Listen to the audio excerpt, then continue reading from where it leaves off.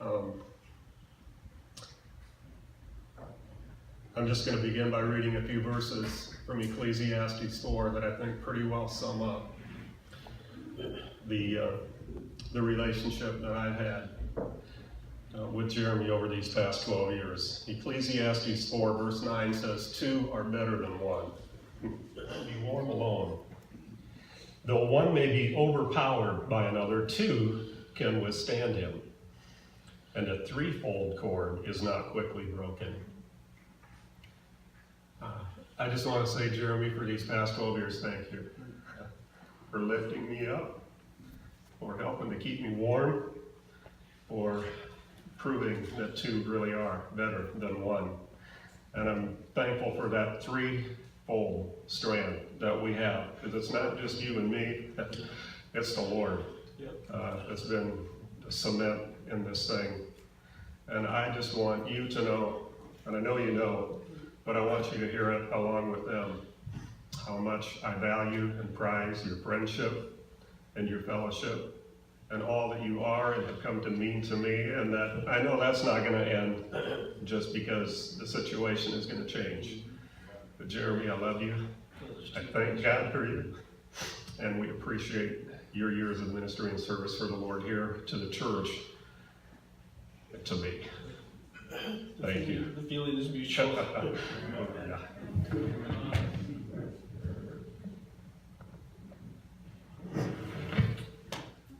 Watched you grow, but as I watched you grow physically, I could see that you were growing in the Lord. I could see the passion you had for souls, and I really appreciated that. And I've appreciated your ministry here. And I count you as a pastor and a friend. I don't want to, as I've told you, I don't want you to leave the church, but I don't want to go against God's will, and you feel like that's what you need to do. But again, I hope you won't be a stranger here. And I love you. Love you too. Thank you. It's a privilege to be here for Bet's funeral. To tell you the truth, our response, of course, we were not closely connected with everything that was going on, and we thought, oh, Pastor Michelson is gone. But it was so neat how the Holy Spirit right away, and we were sitting at the breakfast table, and John and I were talking, and we thought, what are we saying? This is a wonderful opportunity for Jeremy, because you have grown up here.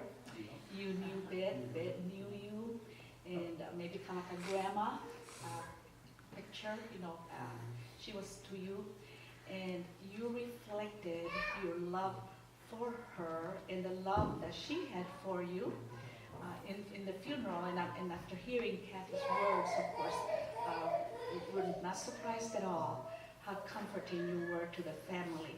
But I want you to know that it was such a blessing to hear you and to know that with God, everything works out perfectly well. And so I appreciate the opportunity that we had to see you minister, and not only then, but throughout the times that we have seen you. We have not been back very long, but it's been a wonderful privilege to be able to see you. And I want to thank Amber for staying by your side and being a faithful, partner, a faithful wife to you. So we praise and thank the Lord for you. I hope it's okay if I read a verse. Okay. All right. It's Hebrews 6:9-12. Even though we are speaking this way, dear friends, in your case, we're confident of the better things connected with salvation.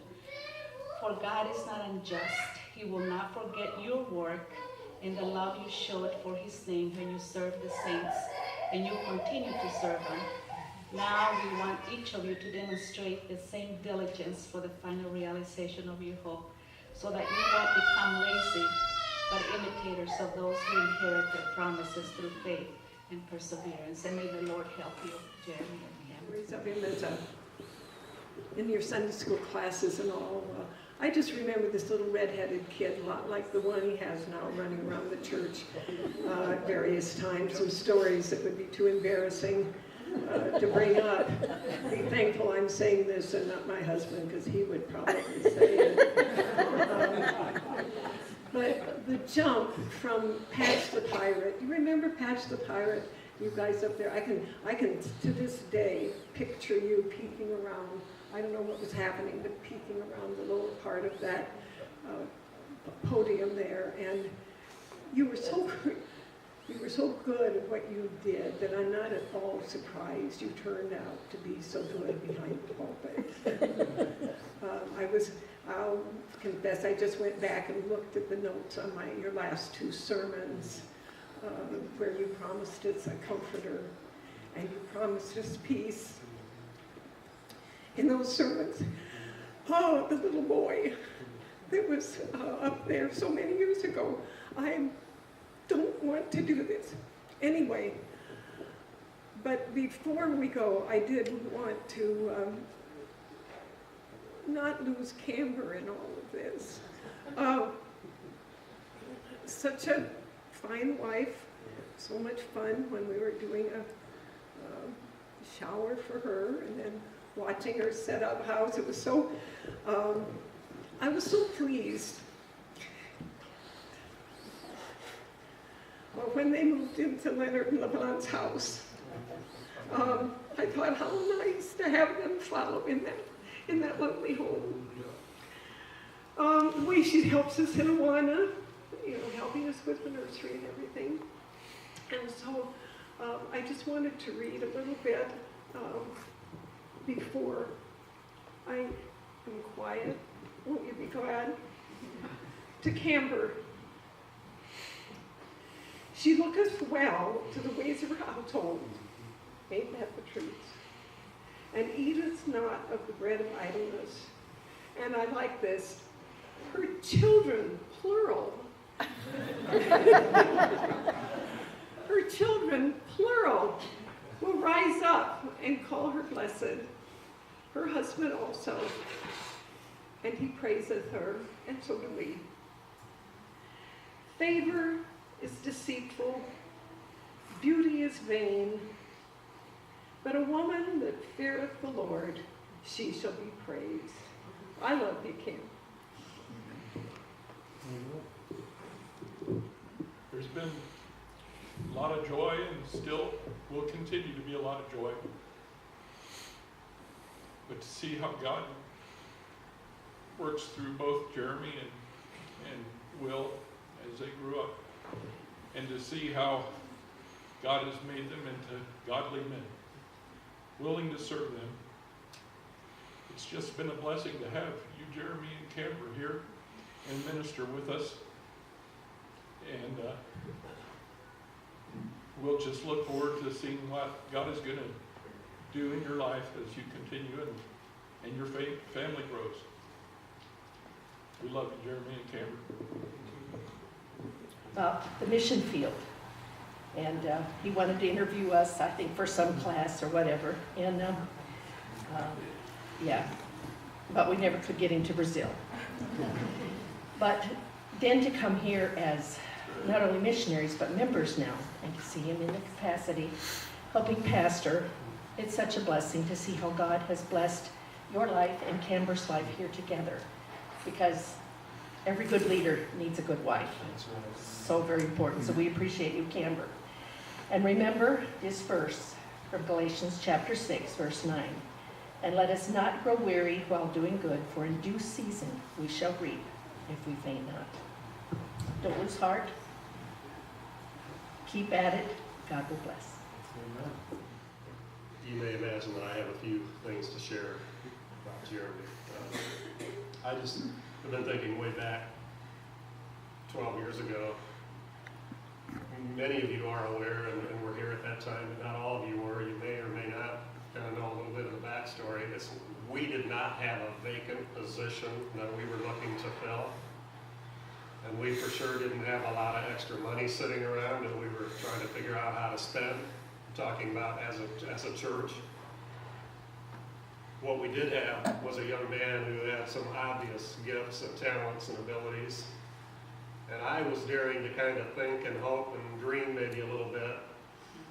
But Richard took the initiative, came to me and said, we need to keep this guy around. And we had talked about that, and Jeremy knew that was kind of the protocol, so he asked the funeral director, so should I just ride out to the cemetery with you? Yeah, that'd be fine. Jeremy then says, should I be in the back or in the front? Serious, true story. And the guy looks at him and says, we've got a real problem if you're in the back. So I don't know if that says more about him or about me. I don't know. I'm a little bit shaky about turning him loose now. I'm afraid I didn't do all that great of a job. But I know it's not about me and whatever I've done. But Jeremy, I am proud of you. I think I can say that in the right spirit. I'm proud of who you are, who you've become. And whatever little part of that maybe I've had, I'm totally grateful to God for. Amber, we love you, we thank you, we thank God for you, we appreciate you more than you'll ever know.